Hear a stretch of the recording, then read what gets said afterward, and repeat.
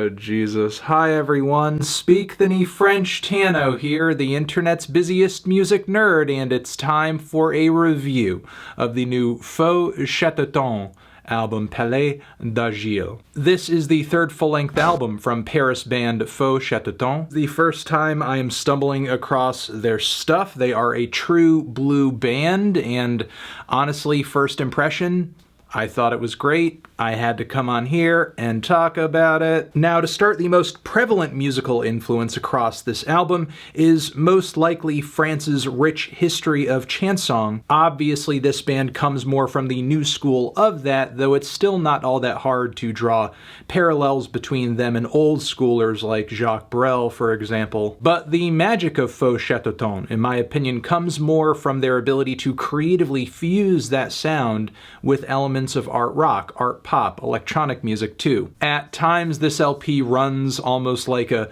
Frenchy Radiohead crossed with LCD sound system. Not only is the band stylistically versatile, but they seemingly have good taste in every genre that they attempt to work into their repertoire. Working them together pretty organically much of the time too. Prime examples being the fourth track, Before There Was the World, which kicks off like a standard forlorn piano ballad, but eventually shifts into these beautiful, gorgeous, new agey synth layers. The second track stands out for reasons of contrast as well. The intro is this really soft, groovy piece of rock music with great eccentric lead vocals. All of it builds nicely over the course of 3 minutes. Then the track all of a sudden transitions into this sequence of groovy vintage beats that sound like they're straight out of the 80s new wave movement. Much of the time, though, on this record, these influences are coalescing quite nicely. Like the opening track, for example, which features a wonderful chorus of peppy synth pop chords, psychedelic slide guitar, and vocal leads that soar with the best indie pop hits that you could name. Meanwhile, ECRAN Total feels like the second coming of Talking Heads, with its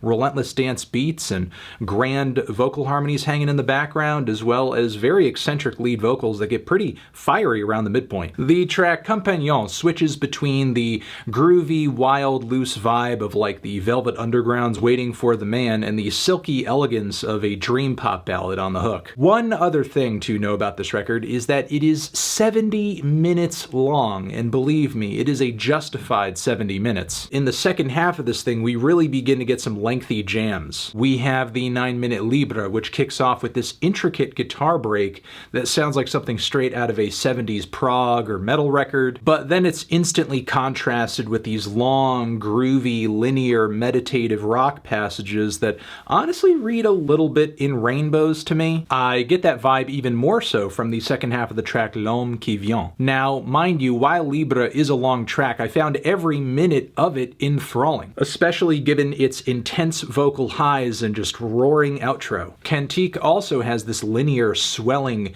cinematic, and hypnotic quality to it, constantly building these synth guitar and vocal layers with one of the most clean, colorful, and dynamic mixes I've heard this year. LAISSONS is yet another gorgeous multi-phased stunner as well, with heavenly prog synth leads and heavy reverbed rock riffs and grooves. The whole track and really the back end of this record sounds like the evolution of a religious experience of sorts. The closing track is a reprise of many musical and lyrical ideas from the intro, building on this description of the world that to me reads as, I guess, kind of hopeful, but also confused as to where things are going and moving. I'm not a native French speaker, obviously, but my general read of the lyrics, what I was able to translate and interpret, came off to me as being pretty, I guess, aspirational, poetic, as well as surreal. But primarily, for me personally, this record is really about